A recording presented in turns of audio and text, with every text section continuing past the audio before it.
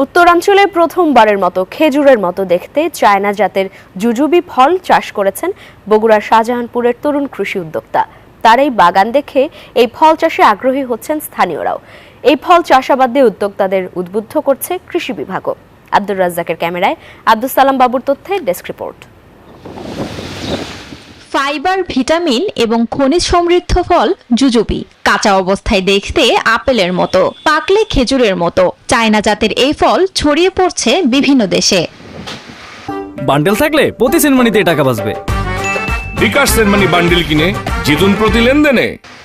2010 সাল থেকে কৃষির সাথে সম্পৃক্ত বগুড়ার তরুণ কৃষি উদ্যোক্তা রেজওয়ানুল ইসলাম 3 বছর আগে পরীক্ষামূলকভাবে 70টি জুজুবি ফল গাছ নিয়ে তার যাত্রা শুরু। বড়ই গাছের সাথে চীন থেকে আনা গাছের কাটিং দিয়ে কলম করেন তিনি। তরুণ এই উদ্যোক্তা জানান, লাগানোর 3 মাস পর থেকে গাছে ফল ধরে, 4 থেকে 5 মাসে পরিপক্ক হয়। রোদে শুকিয়ে 2 বছর পর্যন্ত এই ফল সংরক্ষণ করা যায়।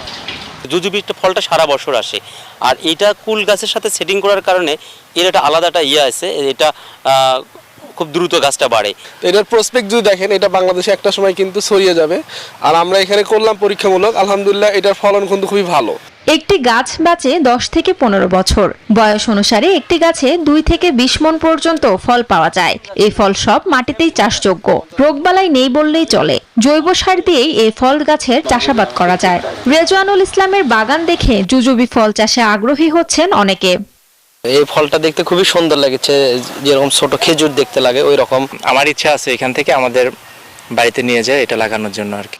কৃষিবিদরা বলছেন, এই ফলের চাষাবাদ ছড়িয়ে দিতে পারলে খেজুরের বিকল্প হিসেবে খাওয়া যাবে, সেই সাথে লাভবান হবেন কৃষক।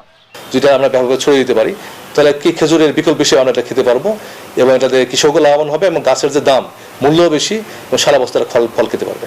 বিভিন্ন দেশে খেজুর পরিচয়ে বিক্রি হয় জুজুবি।